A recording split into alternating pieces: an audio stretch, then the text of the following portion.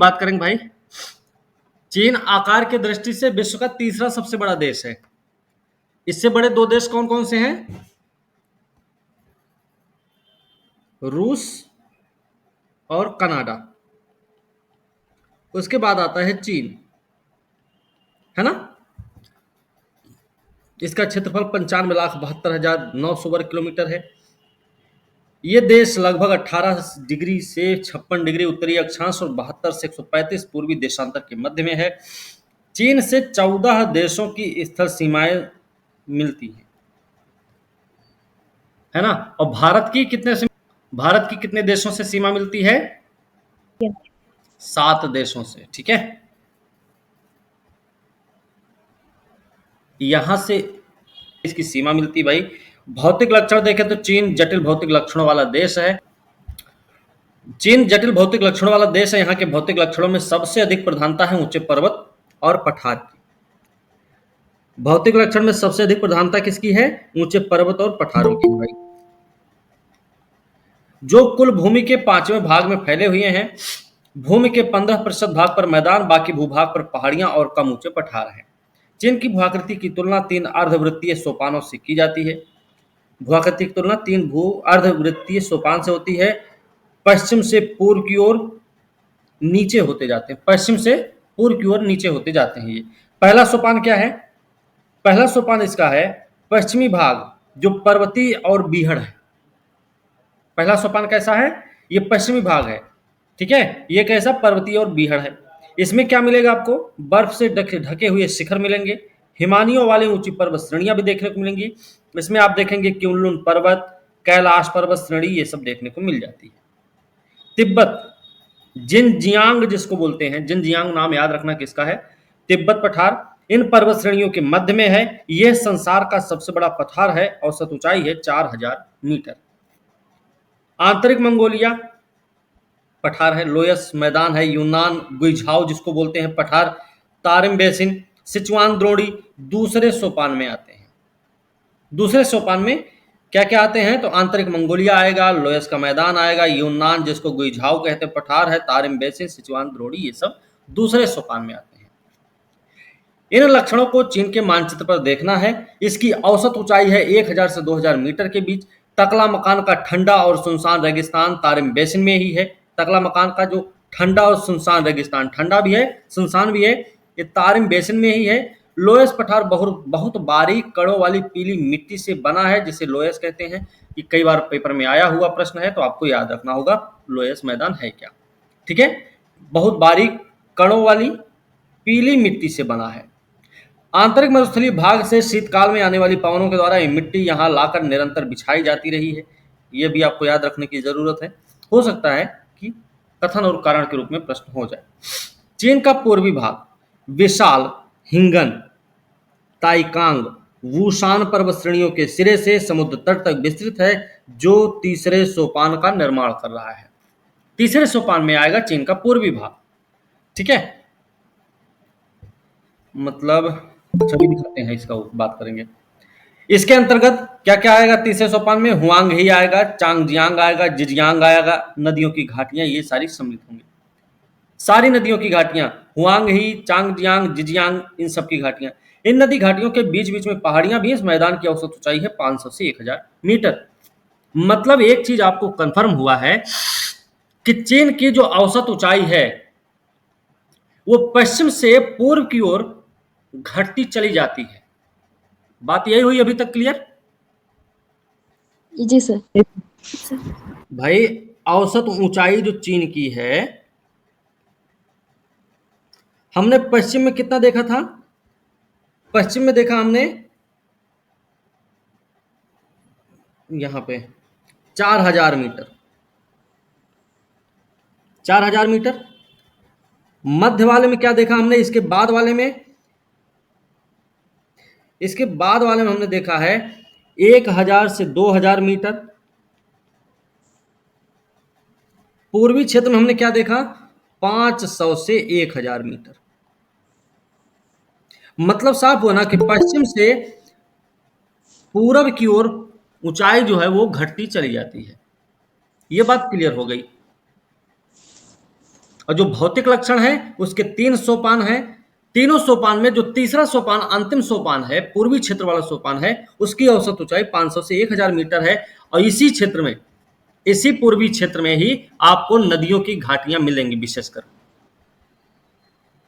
ठीक है, जितनी नदियां हैं इसकी, उन सभी नदियों की घाटियां आपको पूर्वी क्षेत्र में ही देखने को मिलेंगी।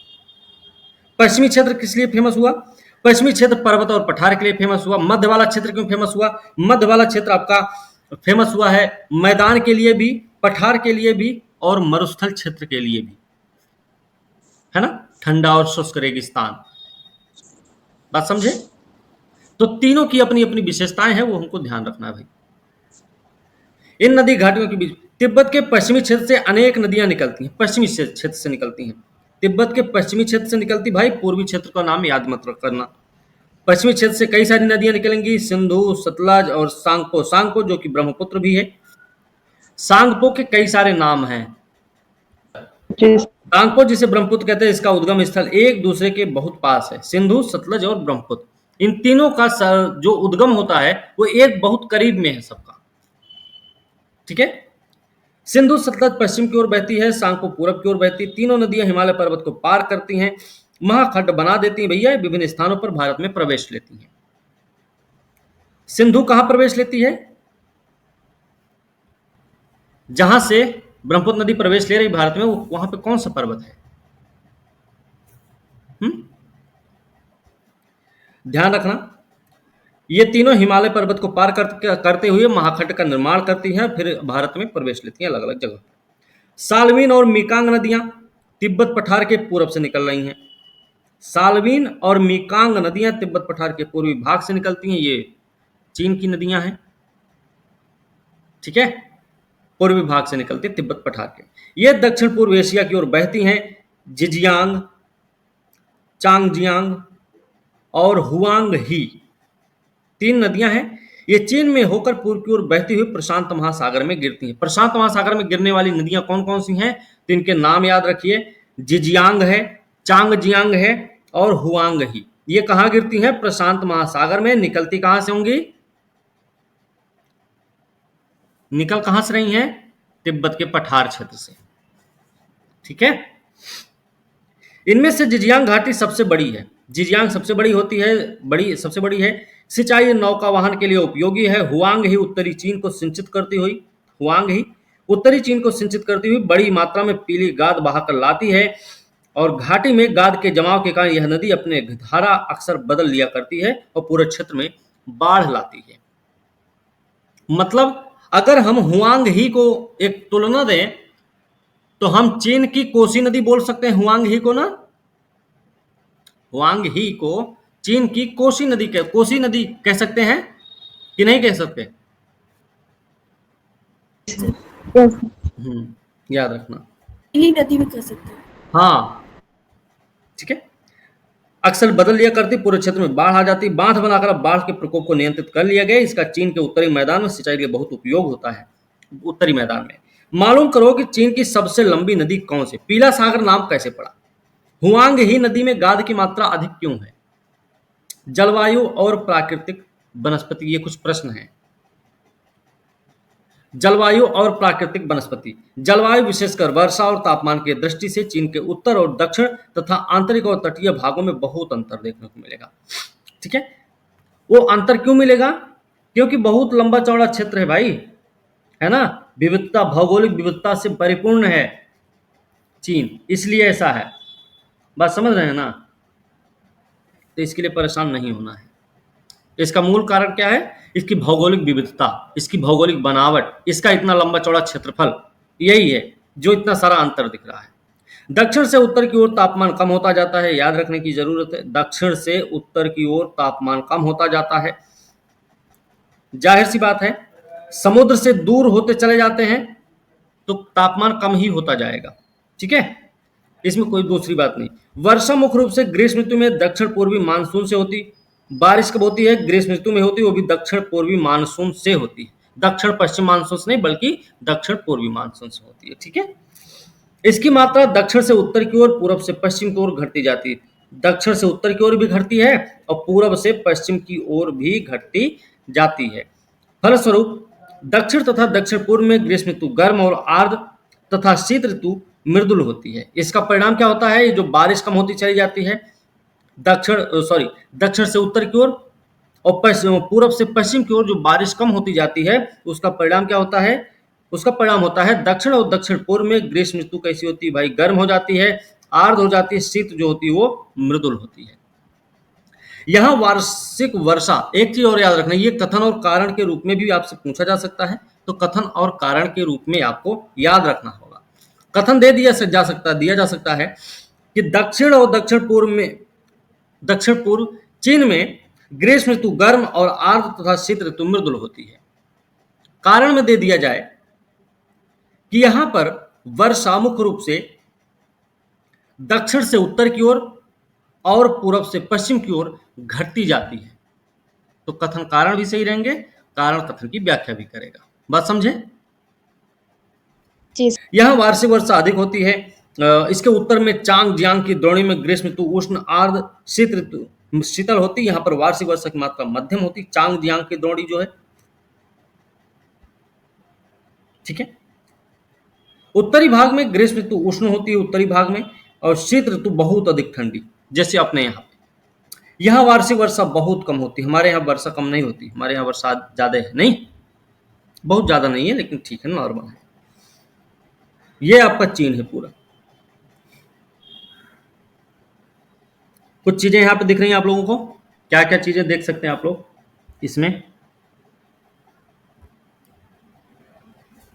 यहाँ पे आप देख सकते हैं सिकियांग, सिकियांग दिख रहा है।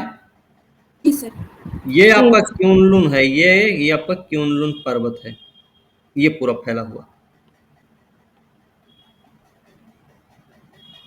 ये क्यूनलुन है, ठीक है। तियन शान पर्वत देखो यहाँ पे है, तियन शान पर्वतमाला यहाँ पे है, ओके। एक क्षेत्र है इसका अल्ताई, अल्ताई का नाम कई बार पूछा गया है, तो अल्ताई आपका यहाँ पे पड़ता है, अल्ताई, ठीक है। ये आपको याद रखने की जरूरत है, ठीक है भाई। इसके अलावा आप देखेंगे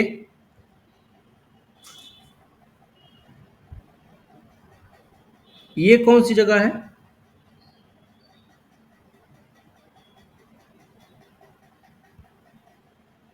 क्या है ये?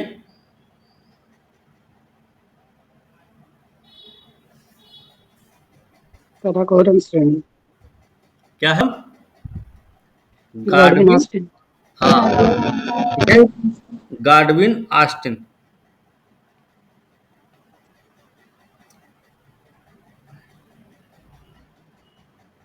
अलिम कांगड़ी, ये भी यहीं पे है, देख लो, ठीक है। उसी के पास कैलाश पर्वत से भी है, मॉल से हाँ नीचे। बिल्कुल, फिर नीचे ये अपना तिब्बत का पठार है, ये गुरला मानधाता है, ये गुरला मानधाता, नाम याद रखना। और एक चीज और देख सकते हैं, ये जो यहाँ पे वो चलती सिंधु नदी, ये जो दिख रहा है ना, ये जो लाइन नहीं दिख रही है आपको पतली सी, ये नदी जो दिख रही ना पतली वाली, ये आपकी है सिंधु, ठीक है, इंडस नदी, सॉरी इंडस, इंडस इधर है, इंडस इधर निकल चलेगी, ये आपकी है ब्रह्मपुत्रा, ठीक है।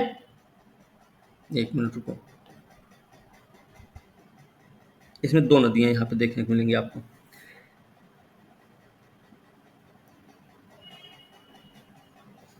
ये आपको मिलेगी,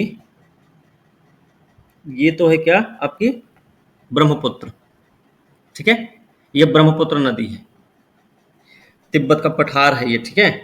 और इधर जब बढ़ेंगे, ये सॉरी, ये जो दिख रहा है, ये ऐसे करके, ये यहां से निकलती है अपनी सिंधु नदी, ठीक है, ओके। और इसमें क्या देखना है, तियन शान पर्वत है, ये कोई पर्वतमाला भी है, ये भी कोई पर्वतमाला है यहाँ पे,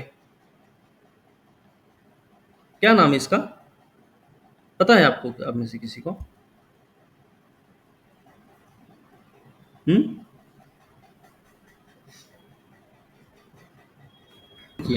ये आपका तारिम बेसिन हो गया, तारिम बेसिन है। टकला मकान के पास जी। हाँ, तियन शान के नीचे है तारिम बेसिन, और यहीं पे तकला मकान भी होगा। तकला मकान कहीं दिख रहा है? जी, टकला मकान मुगलस्थान। ये है अल्टन शान,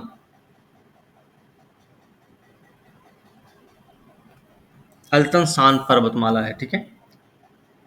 इसके ऊपर आप देखेंगे तो गोबी आपको मिल जाएगा, ठीक है। गोबी मरुस्थल यहाँ मिल जाएगा आपको। और यहाँ पे सिचुआन बेसिन, सिचुआन बेसिन देखिए यहाँ पे है। यूनान का पठार ये रहा, ठीक है, यूनान का पठार है ये। और ये क्या है,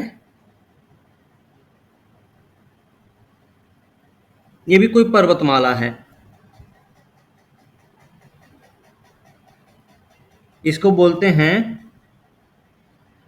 द हिंगन लिंग माउंटेन, ठीक है,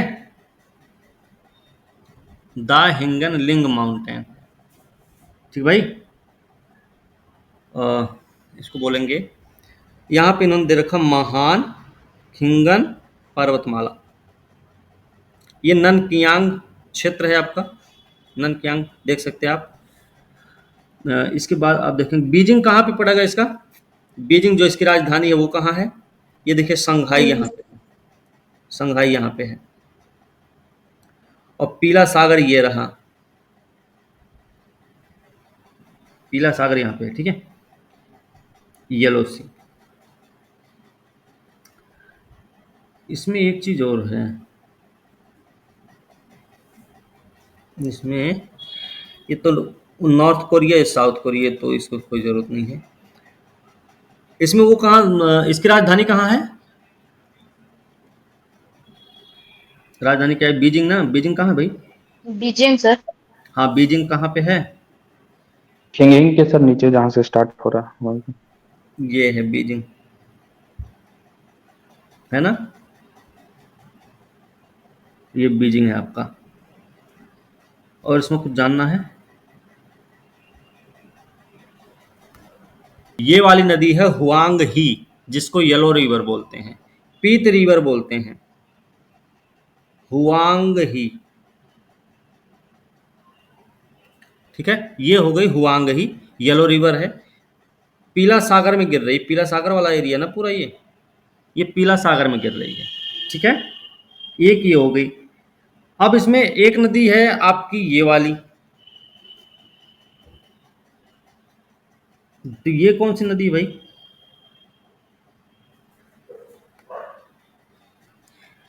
ये वाली कौन सी नदी है? सर ये वाली चांग जियांग रिवर दिखा रहा है। हाँ, ये आपकी है चांग जियांग नदी। चांग जियांग कहाँ गिरती है, ये प्रशांत महासागर में गिर रही है, ठीक है, प्रशांत महासागर में ये गिर रही है। एक अभी और नदी है, एक नदी ये देखिए आ रही है यहाँ पे, ये यहाँ पे आ रही है, ये है आपकी मेकांग नदी, झंगकांग ये जगह है, मेरे ख्याल से मेकांग नदी ये रही आपकी, ठीक है, ये आपकी मेकांग नदी है। अमूर नदी, अमूर नदी भी होती है ना कोई, बहने वाली है इस वाले एरिया में, ऐसे ये बॉर्डर बनाती है अमूर नदी, ऐसे आप लिख सकते हैं। आमुर दरिया नाम सुना होगा आपने कभी, तो ये आमुर नदी है भाई, ठीक है, लंबा चौड़ा रास्ता तय करती है ये भी, ठीक है। ये आमुर दरिया नदी हो गई, आमुर नदी हो गई आपकी, ठीक है। हैं। यहाँ पे देखेंगे तो म्यांमार है, ये हमारा भारत है, यहाँ पे नेपाल है, ये भूटान है, ये अरुणाचल प्रदेश है। और क्या देखना, पूर्वी चीन सागर ये रहा आपका, है ना। कर्क वृत्त आप देख रहे हैं, ताइवान आपका ये है, ठीक है। और यहाँ देखेंगे दक्षिण चीन सागर दिख रहा है, हेनान प्रांत आपका ये रहा, हेनान प्रांत कई बार पढ़े होंगे पेपर में हेनान प्रांत के बारे में, तो हेनान प्रांत यहाँ पे है। ये वियतनाम दिख रहा है आपको, यहाँ पे देख रहे थे मंगोलिया है आपका, है ना, ये मंगोलिया है। ऐसे यहीं से देखें तो कितने सारे देश यहीं से दिख रहे हैं, नहीं, भारत भी है, नेपाल भूटान भी है, म्यांमार वियतनाम भी है, और वियतनाम यहाँ से ताइवान देख सकते हैं हम। इधर उत्तर कोरिया भी है, यहीं इधर इधर जापान आपको देखने को मिल जाएगा। फिर रसिया भी यहीं पे आपको देखने को मिलेगा, घेरे घारे पड़ा है। मंगोलिया अपना है ही है, ये वाला एरिया में ये मंगोलिया हो जाता है ना। ये आंतरिक मंगोलिया वाला पठार याद रखना है। अब इसमें एक चीज़ और याद रखना, जैसे मान लीजिए ये सारी जगहों के बारे में तो हम देख लिए क्या कहाँ पे है, हमें ये पूर्व से पश्चिम के पूर्व से पश्चिम, पश्चिम से पूर्व, उत्तर से दक्षिण का क्रम भी याद रखना होगा। और ये है मेकांग नदी, सिकांग और मेकांग ये रही, ठीक है। अब सही हो गया, इतना तो हमें सबको पता हो गया है। अभी इसमें जैसे जो पठार हैं या फिर जो नदियां हैं, जो पर्वत हैं, इन सबका वो भी क्रम देख लेना, क्या बोलते हैं, पूर्व से पश्चिम का क्रम, पश्चिम से पूर्व का क्रम, उत्तर से दक्षिण और दक्षिण से उत्तर का भी क्रम, ठीक है। इन सबको भी आप लोग ध्यान देख लेना, एक बार याद कर लेना। जैसे मान लीजिए तारिम बेसिन है, तियन शान तारिम बेसिन सिकियांग, ठीक है। फिर आपका लोएस वाला है, ये सिचुआन बेसिन है, यूनान का पठार है। तो इस तरीके से उनका उत्तर से दक्षिण का क्या है, पूर्व से पश्चिम का क्या क्रम है, ये चीज़ें आपको पता होनी चाहिए, ठीक है। नदियों का कई बार ऐसा पूछा जाता है कि नदियाँ कहाँ कहाँ से होकर बह रही हैं, बाकी ये नहीं होता कौन पूर्व से कौन पश्चिम से बह रही, वो उसने ही पूछा जाता, लेकिन ये पूछे जाते हैं, ठीक है। ये पठारों या पर्वत वाला क्षेत्र पूछा जाता है, तो उसको थोड़ा ध्यान कर लेंगे हम सब, ठीक है ना, इतना याद कर लिया जाएगा। जनसंख्या और संसाधन तथा आर्थिक क्रियाओं की अगर हम बात करें तो चीन में सबसे अधिक जनसंख्या है, वर्तमान में भारत ही सबसे आगे है, ठीक है। आज के समय में बात कर रहे हैं तो आज के समय में भारत की जनसंख्या सबसे अधिक है। एक अनुमान के अनुसार 98 में इसकी जनसंख्या 125 करोड़ 50 लाख थी। यहाँ संसार की कुल जनसंख्या का 5वां भाग रहता था, ठीक है। तो इसको छोड़ देते, ये पिछला वाला ही है, नई चीजें नहीं है। चीन ने अपनी जनसंख्या वृद्धि को धीमी करने में सफलता प्राप्त कर ली, लेकिन चीन के अनेक प्रांतों में जनसंख्या वृद्धि दर परिवार के आकार में बहुत अंतर है। चीन अपनी जनसंख्या को कम करने का बहुत प्रयत्न कर रहा है, उसे आशा है कि जल्दी ही उसे ऐसा हो जाएगा, मतलब ठीक है। वो नीति जो हम कल पढ़ रहे थे इकोनॉमिक्स में, एक बच्चा वाली नीति शुरू की उसने।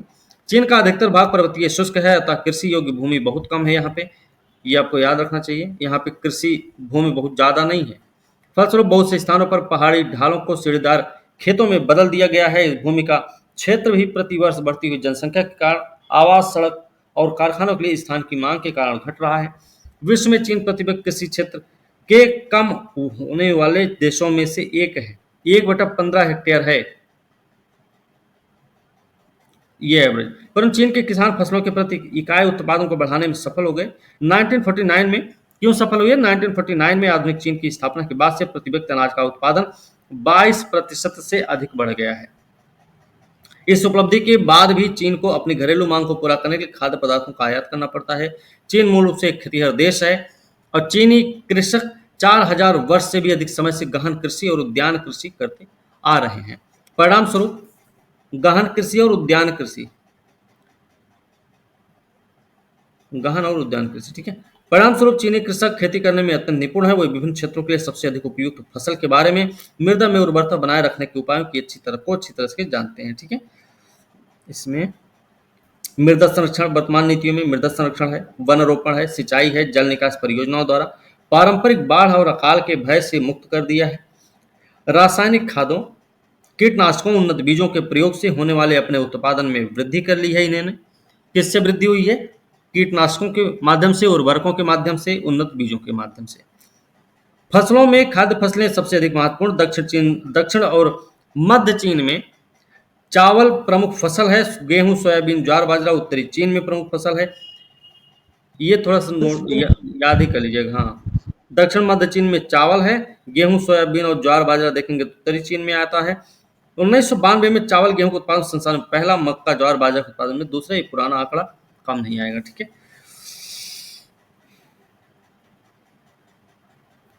बाकी ये जो सुअर, मुर्गी, बत्तख चीन में घरेलू जानवर पक्षियों के रूप में हर स्थान पर पाले जाते। शुष्क घास भूमियों में घोड़े, ऊंट, भेड़, बकरियों को पाला जाता है। शुष्क घास भूमि में इन जानवरों को पालते हैं भाई।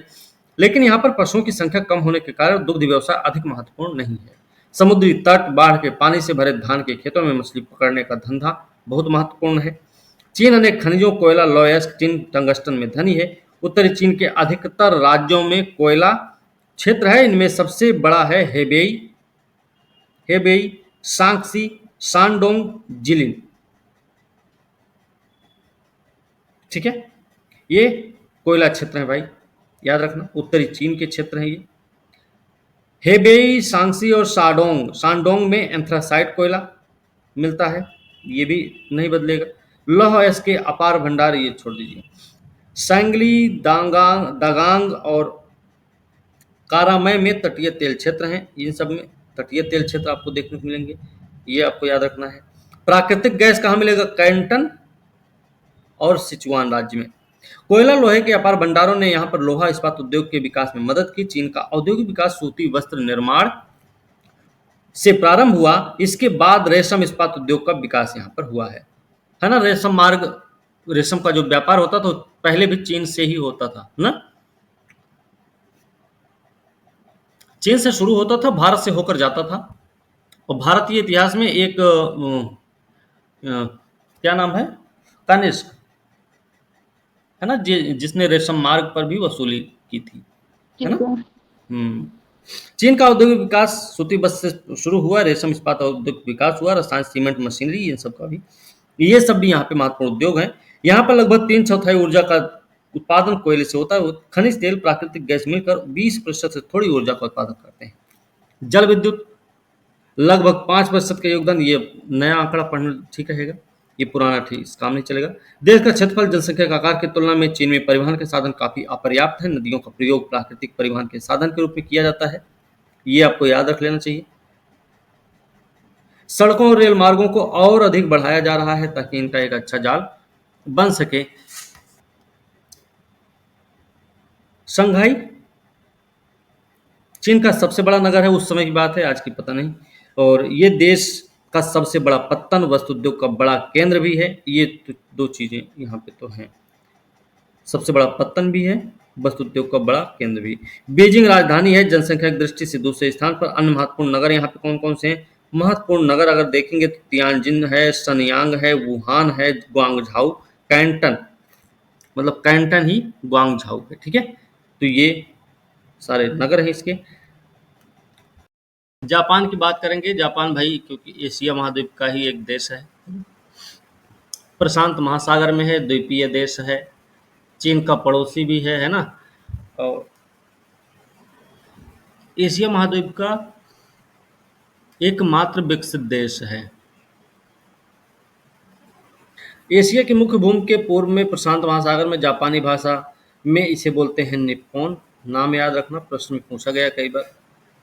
अर्थ होता है इसका, निप्पॉन का मतलब होता है सूर्योदय का देश, ये पूछा गया पेपर में, ठीक है।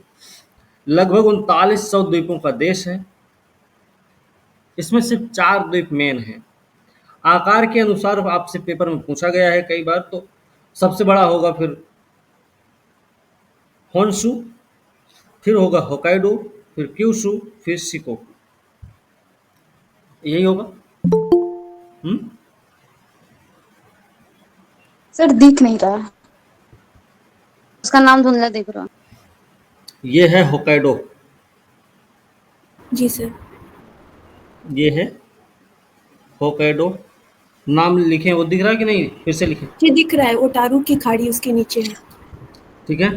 होकाइडो यहाँ पे है। तो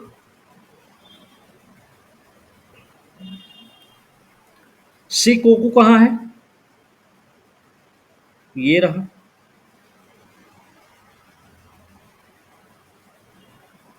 है ना, शिकोकू हो गया। क्यूसू तो हमने पहले ही बता दिया है। अभी एक कौन सा और बचा है आपका? होंशु, होक्काइडो, क्यूसू और शिकोकू। तो होंशु अभी बचा हुआ है। होंशु कहाँ देखने को मिलेगा भाई?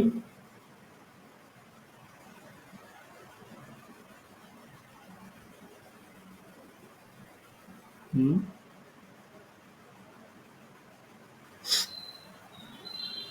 ये आपका होंशु, होक्काइडो, क्यूशु, ये शिकोकू। ठीक है, इतना ध्यान रखना। ये देखो सबसे बड़ा कौन सा है? होंशु, फिर होक्काइडो आएगा, फिर क्यूशु, फिर शिकोकू आएगा। इसी पर आप टोक्यो भी देखेंगे। टोक्यो आपको होंशु द्वीप पर ही मिलेगा। ये बात आपको ध्यान रखनी है। पूरब से पश्चिम का क्रम जब देखा जाएगा तो Hokkaido, Kyushu, Shikoku, sorry, Hokkaido, Honshu, Shikoku और क्यूशु हो जाएगा, नहीं, पूरब से पश्चिम का यही तो क्रम होगा भाई। उत्तर से दक्षिण में देखेंगे तो भी यही क्रम आएगा आपके सामने, है ना। कुछ ऐसी चीजें इसमें रहेंगी, तो हमें याद रखना भाई, ठीक है। अब इसमें एक कई बार पेपर में पूछा गया है, मेरे ख्याल से यूपीपीसीएस में कांटो का मैदान पूछा गया है। कांटो का मैदान पूछा गया है एक दो बार पेपर में। कांटो का मैदान क्यों फेमस है? हम्म,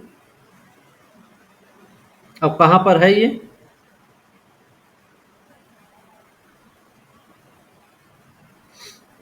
ये वाला कांटो। सर प्रशांत महासागर की तरफ है। होक्काइडो और होंशु के बीच में जल संधि है कोई, उसका सुगारू नाम जल संधि। क्या नाम है? सुगारू जल संधि। ये वाली जी वहीं पे है, सुगारू जल संधि। सुगारू है ना। जी। तो याद रखना, इसकी जो स्पेलिंग है वो ऐसी कुछ करके है, सुगारू स्ट्रेट, ठीक है। ये जापान का नाम है भाई। इसको क्या बोलेंगे? सुगारू, TS है ये, सुगारू जल संधि है, ठीक है। तो सुगारू जल संधि किसको किसको अलग कर रही है? होक्काइडो और होंशु होंशु को, ठीक है। सुगारू, TSUGARU, एक ये हो गया। एक यहीं पे खाड़ी भी है, दिख रहा है आप लोगों को? जी सर, उचीउड़ा की खाड़ी।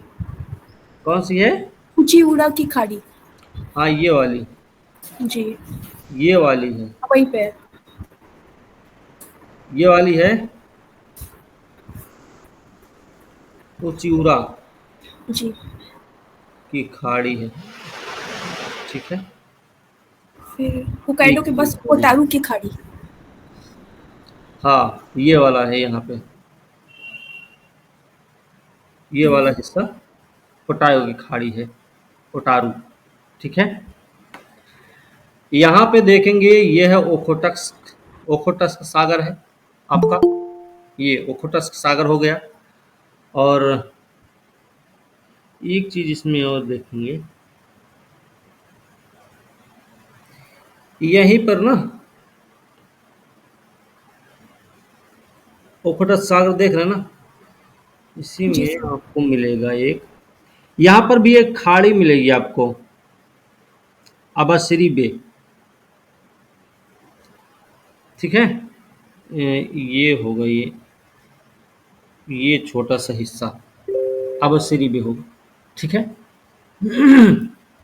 कुनिसर द्वीप। ठीक है, कुनासिर द्वीप है ये वाला एरिया।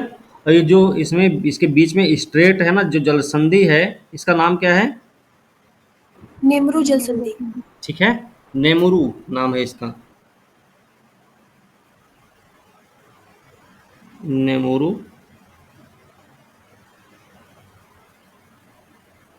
जल संधि, ठीक है। अभी इसमें कुछ और भी चीजें देख लेंगे हम सब। कितामी पर्वत श्रेणी है। हैं? कितामी पर्वत श्रेणी। हिडाका पर्वत श्रेणी। हाँ, देखो कितामी जो रेंज है ना वो ये है आपकी, कितामी रेंज इधर है, ये ऐसे फैली हुई है, ये कितामी रेंज है, ठीक है। ओखटक सागर के नीचे। हाँ, कितामी श्रेणी है ये।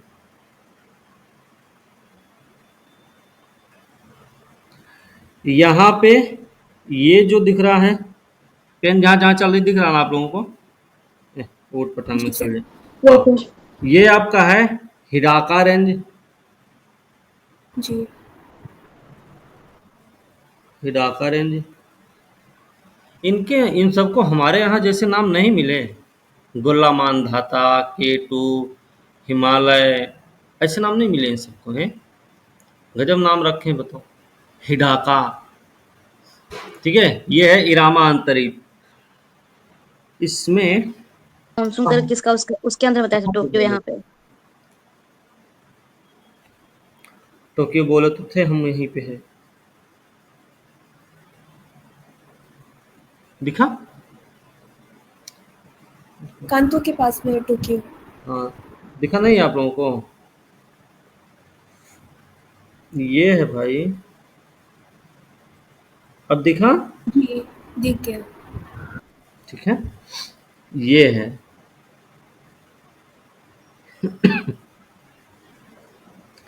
यहाँ पे माउंट गैस भी है,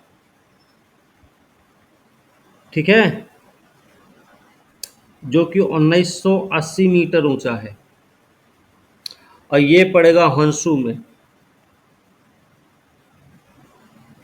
यहाँ पे कई सारे पर्वत हैं, ठीक है।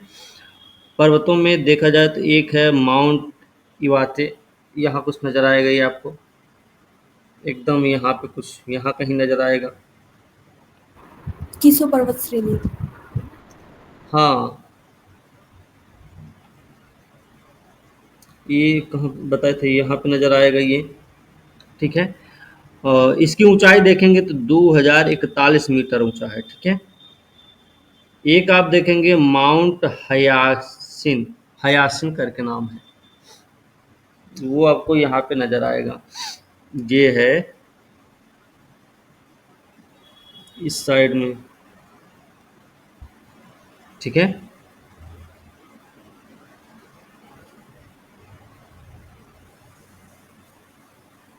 इनको इसे लिख सकते हैं, देखो AMTHAYACHINE, ठीक है। ये यहाँ पे आपको मिल जाएगा। और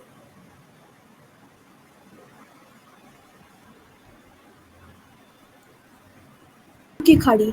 ठीक है, पहले किताकामी है ये मैदान है, ठीक है, ये ध्यान रखना। अब इसमें देखेंगे खाड़ी वाड़ी तो बहुत मिल जाएगी अभी आपको, ठीक है। संडाई की खाड़ी यहीं पे है, संडाई फ्रेमवर्क भी आया हुआ था ना, आप लोगों को पता होगा, है ना भाई। संडाई की खाड़ी यहाँ पे है, ठीक है।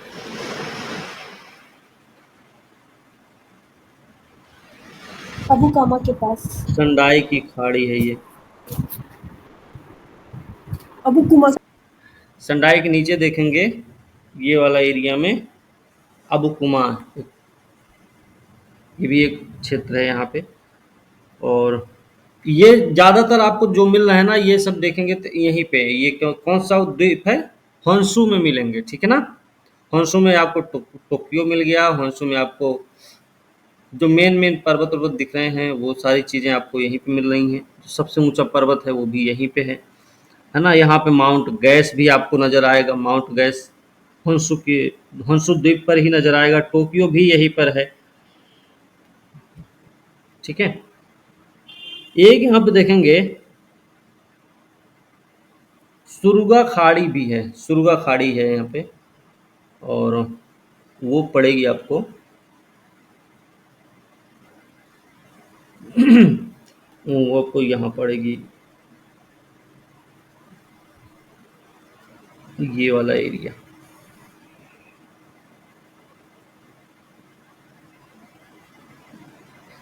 एक इतना इसमें वो हो गया ना, ये वाला एरिया, ये देखो लिखा भी है इन्होंने, सुरगा की खाड़ी है, ठीक है, ये आपको ध्यान रखना चाहिए। और जानते हैं इजी बे एक एक ये भी खाड़ी है, इसका नाम है ISEBAY, इसे नाम है, आइस बे बोल सकते हैं, आइस खाड़ी बोल सकते हैं इसको हम, ठीक है। ऐसे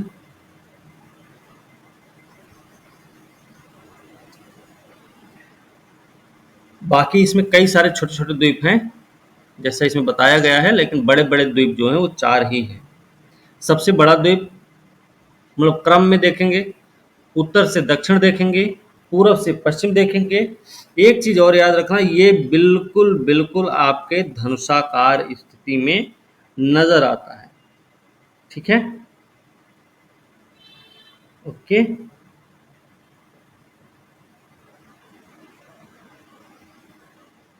ये ना देखो, एक चीज और इसमें देख लेना, ओकिनावा गुंटो,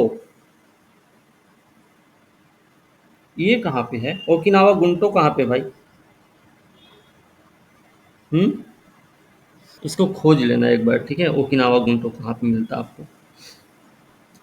आप देखेंगे तो यहाँ पे ये आपका जापान सागर है, ये आपका जापान सागर है ना, और प्रशांत महासागर, फिलहाल पूरा पूरा प्रशांत महासागर है, इसमें तो कोई दो राय है ही नहीं, है ना।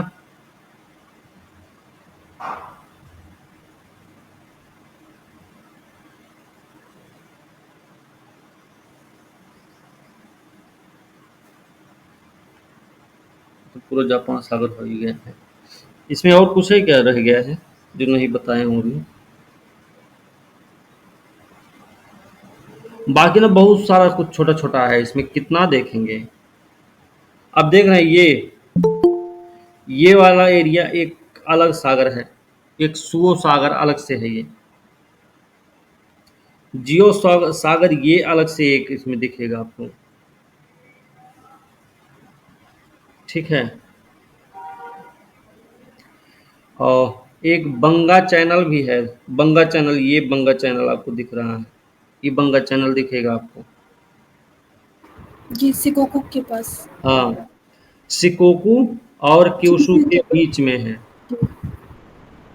ठीक है। टोसा की खाड़ी भी है यहाँ पे, देखो शिकोकू लिखे हटा देना है, टोसा की खाड़ी यहीं पे है, ठीक है। और वो कहाँ पे है? ये वाला सिकोकू के पास।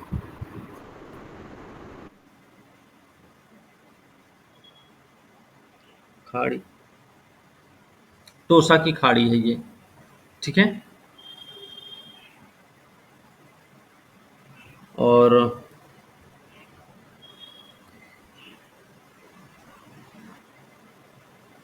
कुछ बताना है क्या इसमें? इसमें अब रहने दें। एक ये देखो, ये टोयोमा की खाड़ी है, ये सब देखेंगे तो एक एक ऐसे मिलेगा ही, इसमें से ज्यादा है। ये टोयोमा की खाड़ी है, ठीक है। ये हमें थोड़ा बहुत याद रखना है, कहाँ पे है ये पता रखना भाई, ठीक है। जो पर्वत है, ज्यादातर पर्वत आपको किस पे मिल रहे हैं? होंशु द्वीप पर ही मिल रहे हैं, ठीक है। चलो, कांटो का मैदान भी यहीं पर है आपका, होंशु द्वीप पर ही। ये धनुषाकार है भाई, उत्तर से दक्षिण की ओर लगभग 3800 किलोमीटर से कुछ अधिक लंबाई में विस्तृत इनका क्षेत्रफल 3,78,000 वर्ग किलोमीटर है। संसार की कुल भूमि का 0.3%। जापान द्वीप समूह का उत्तर दक्षिण अक्षांश मालूम करना है, उस समुद्र का नाम बताना जो जापान को एशिया की मुख्य भूमि से अलग करता है। कौन अलग कर रहा है? उसका नाम है जापान सागर, ठीक है ना। भौतिक लक्षण की बात करें, जापान द्वीप समूह में पर्वत रीढ़ की हड्डी की भांति कुल भूमि के 72% भाग पर फैले हुए हैं। यहाँ पे जो पर्वत है ना, पर्वत यहाँ के 72% भाग पर हैं, याद रखना। इसके अधिकतर पर्वत ज्वालामुखी द्वारा बने हैं, ज्यादातर पर्वत ऐसे आपको ज्वालामुखी के रूप में मिलेंगे। इनमें से सबसे अधिक प्रसिद्ध टोक्यो के निकट फ्यूजियामा, टोक्यो के निकट फ्यूजियामा है। ठीक है, यहीं पे है ये टोक्यो। टोक्यो क्या है? जापान की राजधानी है ना? यहीं पे आपको मिलेगा फ्यूजियामा। बस समझे?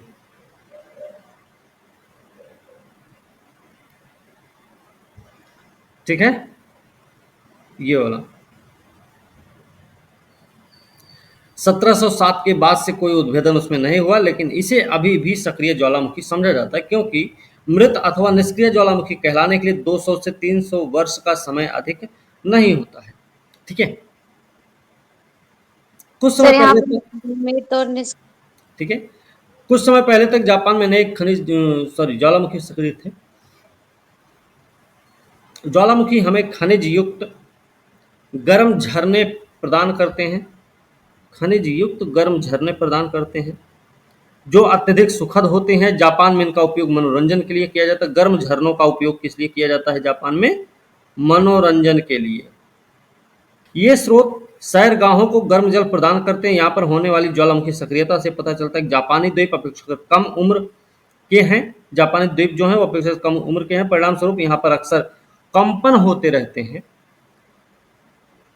अधिकांश भूकंपों के हल्के होने के कारण लोग इन पर ध्यान नहीं देते यहाँ भी, लेकिन जब आता है ना तो फिर अच्छे से झुलाता है। नहीं, खूब वहां देखो, रोज दिन भर में कई बार झूलते रहते हैं, उन सब कोई फर्क नहीं पड़ता। उन सब कहते हैं हाँ ठीक है, चलो चलो हो गया, अब रोक दो।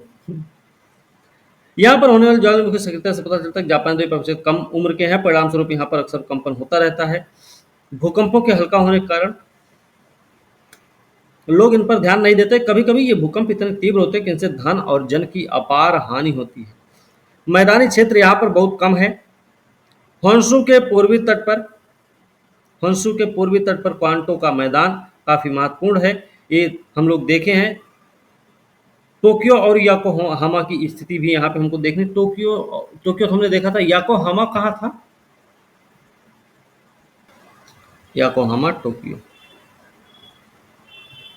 चलो,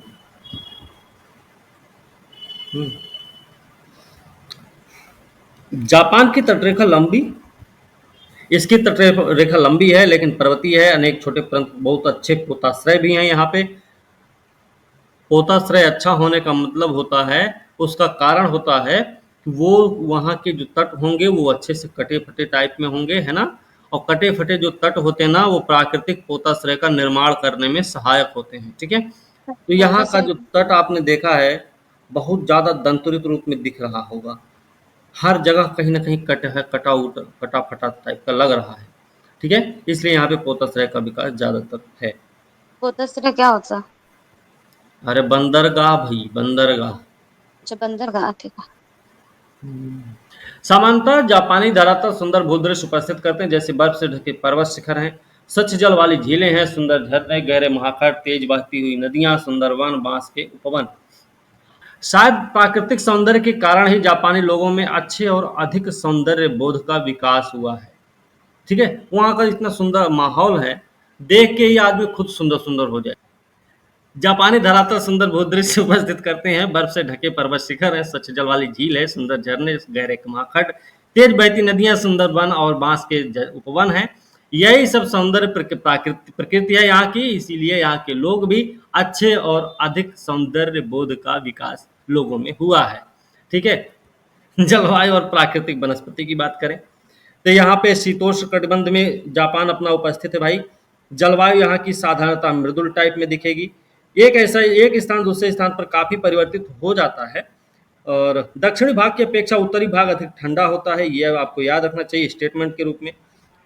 पूर्वी साइबेरिया से आने वाली महाद्वीपीय वायु धाराएं यहाँ शीत ऋतु के मौसम को प्रभावित करती हैं। जो आपकी पूर्वी साइबेरिया वाली हवाएं हैं वो यहाँ के ठंडे के मौसम को प्रभावित कर देती हैं, मतलब मौसम बढ़ा देती हो ना, टेम्परेचर घटा देती होंगी, है ना, ठंडी बढ़ा देती होंगी। इनसे देश के उत्तरी पश्चिमी भागों में भारी वर्षा भी होती है। साइबेरियाई जो हवा आती है उससे उत्तरी पश्चिमी भाग में भारी हिमपात और वर्षा भी होती है। इस क्षेत्र में बर्फ से ढके पर्वत शीतकालीन खेलकूद के लिए सर्वाधिक उपयुक्त स्थान है। जो बर्फ से ढके पर्वत होते हैं ना, ये शीतकालीन खेलकूद के लिए सबसे ज्यादा उपयुक्त होते हैं। ग्रीष्म ऋतु में दक्षिण पूर्व से आने वाली महासागरीय वायुधाराएं जापान के पूर्वी और दक्षिणी भागों में वर्षा करती है। तो दो प्रकार की हवाएं आती हैं, दोनों प्रकार की हवाएं दो क्षेत्रों में बारिश करवाती हैं। कौन कौन से क्षेत्र में करवाती हैं ये हमको पता रहना चाहिए भाई, ठीक है। उत्तरी पश्चिमी भाग में भारी वर्षा हिमपात हो रहा है, उसकी देन है कौन? पूर्वी साइबेरियाई वायु, ठीक है। जो दक्षिण पूर्व से आने वाली महासागरीय वायुधारा है उससे जो बारिश हो रही है पूर्वी और दक्षिणी भाग में। सितंबर के महीने में जापान के दक्षिण तट पर प्राय भयंकर उष्णकटिबंधीय तूफान आते हैं, इनको बोलते हैं टाइफून। तो टाइफून कब आता है? सितंबर के महीना में आता है, जापान के दक्षिण तट पर आता है, ठीक है। और कैसा है ये? उष्णकटिबंधीय तूफान है भाई। ये तूफान फिलीपींस सागर या कैरोलिन द्वीपों के आसपास विकसित होते हैं। तूफान कहाँ? फिलीपींस सागर या कैरोलिन द्वीप के आसपास विकसित होते हैं। इनसे अत्यधिक जन धन की हानि होती है। वार्षिक वर्षा की मात्रा पर्याप्त होती है, वो लगभग 100 से 250 सेंटीमीटर। पर्याप्त वर्षा और शीतोष्ण जलवायु से सम्मिलित रूप से यहाँ पर घने वनों, प्रचुर वनस्पति को उत्पन्न किया है, जो पूरे ग्रामीण क्षेत्रों को आच्छादित किए हुए हैं। उत्तर की ओर आने वाली ठंडी धारा तथा दक्षिण की ओर से आने वाली गर्म धारा जापान के पूर्वी तट पर मिलती है। उत्तर से ठंडी, दक्षिण से गर्म दोनों मिलती हैं जापान के पूर्वी तट पर। वहां पे बनता है घना कोहरा, और ये घना कोहरा मछलियों के बढ़ने के लिए अनुकूल परिस्थिति उत्पन्न कर देता है। और ये जो क्षेत्र है ये संसार के प्रमुख मत्स्य ग्रहण क्षेत्रों में से एक है। बात समझे? उस क्षेत्र का नाम क्या है? क्या समझे उकाई? प्राकृतिक ये सर है संसाधन कि और प्रक्रियाओं की बात करते हैं। जापान अधिक जनसंख्या वाला द्वीपीय देश है। 98 में यहाँ की जनसंख्या 12 करोड़ 60 लाख थी भाई। यहाँ का औसत जनसंख्या घनत्व 337 व्यक्ति प्रति वर्ग किलोमीटर है।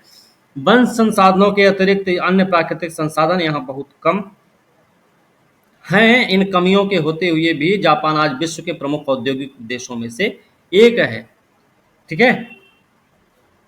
आर्थिक समृद्धि कम होने के बावजूद भी जापान एक विकसित देश है। कृषि जापान का धरातल पर्वतीय उबड़ खाबड़ है, तो कृषि योग्य भूमि बहुत कम है। मतलब समस्त कृषि योग्य भूमि पर खेती की जाती है। पर्वतीय ढालों पर सीढ़ीदार खेत बनाकर भी कृषि की जाती है। इन सब प्रयत्नों के बावजूद जापान की कुल भूमि का केवल 14% भाग ही कृषि के योग्य है। जापानी कृषकों के फार्म बहुत छोटे छोटे होते हैं, उनमें सघन कृषि होती है। कृषि करने के लिए मशीनी फार्म उपकरण जैसे शक्ति चालित हल, चावल रोपण मशीनों, कीटनाशक दवाओं को छिड़कने वाली मशीनों का प्रयोग किया जाता है, ठीक है। हम सबके यहाँ भी होता है। इन मशीनों के प्रयोग के कारण कृषि श्रमिकों की संख्या बहुत अधिक घट गई है। यह अब केवल कुल श्रम शक्ति का लगभग 10% है। उच्च तकनीक, उन्नत बीज, रासायनिक खाद और कीटनाशकों के खूब प्रयोग ने जापानी फर्मों को विश्व में सबसे अधिक उत्पादन बना दिया। यहाँ पे ये सारी चीजें इन्होंने क्या किया? विश्व में सबसे उत्पादन बना दिया जापानी फर्मों को। उनका नाम है उच्च तकनीक, उन्नत बीज, रासायनिक खाद, कीटनाशक का खूब प्रयोग। ये चीजें हमें याद रखनी होंगी। चावल यहाँ की मुख्य फसल है। हालांकि चावल की कृषि के अंतर्गत क्षेत्र को काफी घटा दिया गया, फिर भी कुल कृषि योग्य भूमि के लगभग आधे भाग पर चावल उत्पन्न किया जाता है। मूल्य के आधार पर कुल कृषि उत्पादन में अब इसका स्थान दूसरा है। जापान में विभिन्न प्रकार के फल सब्जियां जैसे मंदरिन, यहाँ पे मंदरिन भाई याद रखो, मंदरिन, ठीक है। संतरा, सलाद, झरबेरी और मंदरिन क्या है ये आपको पता होना चाहिए, ठीक है। न पता चले कुछ और आप समझ जाए। द्वितीय विश्व युद्ध के बाद जापानी लोगों के भोजन में काफी परिवर्तन आए। पश्चिमी देशों के लोगों के भोजन जैसा हो गया। मांस, दुग्ध उत्पाद, चीनी, सब्जी, फल का उपभोग बढ़ा, जबकि चावल का उपभोग घट गया। भोजन में आए इस बदलाव ने जापानी कृषि को भी विविध रूप दे दिया। वानिकी की बात करें तो जापान के कुल क्षेत्रफल के लगभग 2/3 भाग पर वन है। वृक्षों की प्रजातियों में सबसे अधिक लोकप्रिय सगी और जापानी देवदार वन क्या है? वृक्षों की प्रजाति है सगी नाम याद रखना भाई। हिनोकी भी आप याद रखना, हिनोकी भी वृक्ष की प्रजाति है। साइप्रस जिसको जापानी साइप्रस बोलते हैं, जापानी देवदार अलग है। अकामात्सु भी एक है। जापानी लाल चीड़ जिसको बोलते हैं। तो ये सारे क्या हैं? वृक्षों की प्रजातियां हैं। इनके बारे में आपको पता होना चाहिए। इन वनों से मकान बनाने के लिए सामान जैसे इमारत, लकड़ी, कागज उत्पादन के लिए लुगदी मिलती, परंतु अपनी बढ़ती हुई मांग को पूरा करने के लिए जापान को इन उत्पादों को पर्याप्त मात्रा में आयात भी करना पड़ता है। मत्स्यिकी की बात करें, जापान के आसपास का समुद्र, विशेषकर इसका पूर्वी भाग, हर प्रकार के समुद्री जीवन से भरपूर है। अति प्राचीन काल से ही जापानी अपने भोजन आपूर्ति की पर्याप्त मात्रा इन समुद्रों से प्राप्त करते रहे। मतलब जापान विश्व के मत्स्य ग्रहण वाले प्रमुख देशों में से एक है। विश्व की कुल मत्स्य पकड़ में जापान का 15% के योगदान है, लेकिन जापान समुद्री जीवों के संरक्षण के प्रति अत्यंत सावधान भी है।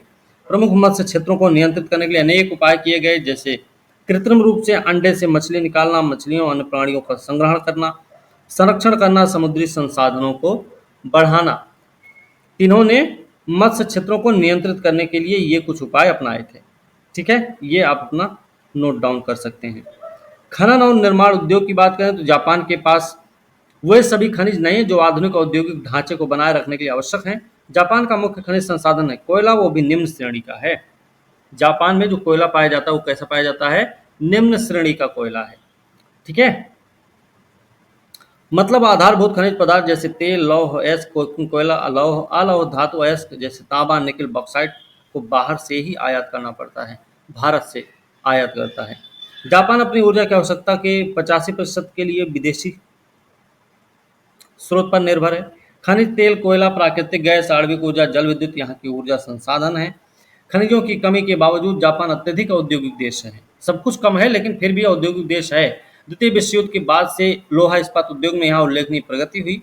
हाल ही के वर्षों मशीनरी उद्योग ने जापान की आर्थिक विकास महत्वपूर्ण भूमिका निभाई। इसने अपनी मशीनरी उद्योग में विविधता लाकर क्या किया? अंतर्राष्ट्रीय बाजार में उच्च तकनीकी मानदंड स्थापित किए। ठीक है, इसके अंतर्गत विद्युत मशीनरी, इलेक्ट्रॉनिक्स, उदाहरण के लिए जनरेटर है, टेलीविजन, म्यूजिक सिस्टम है, कैलकुलेटर है, समुद्री जहाज निर्माण, मोटर वाहन है, सूक्ष्म मशीनरी जैसे ऑप्टिकल सामान जैसे उद्योग जिसमें कैमरा, बाइनाकुलर, सूक्ष्मदर्शी घड़ियां ये सब आती हैं।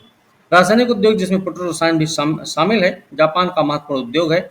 वस्त्र उद्योग धीरे धीरे यहाँ पर कम हो रहा है। जापान विश्व का प्रमुख व्यापारिक देश भी है। कच्चे पदार्थ जैसे लौह अयस्क, बॉक्साइट, निकिल, तांबा, अयस्क, ऊन, कपास, कच्चा तेल, कोयला, प्राकृतिक गैस, खाद्य पदार्थ का आयात करता है कच्चे माल के रूप में। उनको तैयार करता है, फिर वो मार्केट में अपना बेचता है। बात समझे? प्रमुख व्यापारिक देश है इस मामले में। मोटर वाहन, इस्पात, समुद्री जहाज और मशीनें हैं, इलेक्ट्रॉनिक सामान का निर्यात करता है। उस समय की बात है, जापान का सबसे बड़ा व्यापारिक सहयोगी यूएसए हुआ करता था। जापान ने अपनी परिवहन सुविधाओं को काफी विकसित किया। इसने तेज गति वाले, सुरक्षित, कम खर्चीले परिवहन के साधनों को चलाया। जापान में सबसे अधिक तेज गति से चलने वाली रेल सेवाएं हैं। संसार के सबसे बड़े तेल ढोने वाले टैंकरों में से कुछ जापान में है। जापान ने अपने अंतर्राष्ट्रीय वायु मार्गों का भी तेजी से विकास किया है। ठीक है, इन्होंने क्या किया? अपने आधारभूत संरचना के विकास पर ध्यान दिया है। ठीक है, अच्छा खासा ध्यान दिया है। जनसंख्या के बारे में बात करें तो यहाँ की जनसंख्या देख ही रहे हैं, हमने पहले भी पढ़ लिया था। 1998 के जनगणना के आधार पर बात हुई थी। 1998 में कितनी जनसंख्या थी? ठीक है, जापान विश्व के सबसे अधिक नगरीय जनसंख्या वाले देशों में से है। उसी समय की बात है ये। इसकी लगभग 3/4 जनसंख्या रहती है नगर में। कुल नगरीय जनसंख्या का 60% है टोक्यो में। मतलब 60% जितना लोग रहता होगा पूरे जापान के शहरों में, उससे उसका 60% कहाँ है? टोक्यो में। याकोहामा, ओसाका, नागोया, किताक्योशो ये सब प्रमुख महानगर हैं। द्वितीय विश्व युद्ध के बाद से जापानी समाज में बहुत अधिक परिवर्तन आया। 47 में महिलाओं को समान कानूनी अधिकार मिलने के बाद से जापानी समाज का पितृसत्तात्मक चरित्र ही बदल गया। जापान की अर्थव्यवस्था में तेजी से वृद्धि होने के कारण लोगों की जीवन शैली भी बदल गई। आधुनिक घरेलू उपकरणों का उपयोग बढ़ गया। त्वरित तैयार होने वाले खाद्य पदार्थों की बड़ी मात्रा में उत्पादन से और दैनिक आवश्यकता की विविध वस्तुओं से परिवार सामाजिक जीवन में बहुत परिवर्तन आया है। ठीक है, पूरे परिवार को, विशेषकर महिलाओं को जो पहले दिन प्रतिदिन के घरेलू कार्यों में लगी रहती थी, अब आराम करने, शैक्षिक ये सब काम में उनको टाइम मिल जाता है। ठीक है, ये पूरा हो गया ये चैप्टर। ठीक है, अब इसमें एक चीज ये ध्यान रखना है,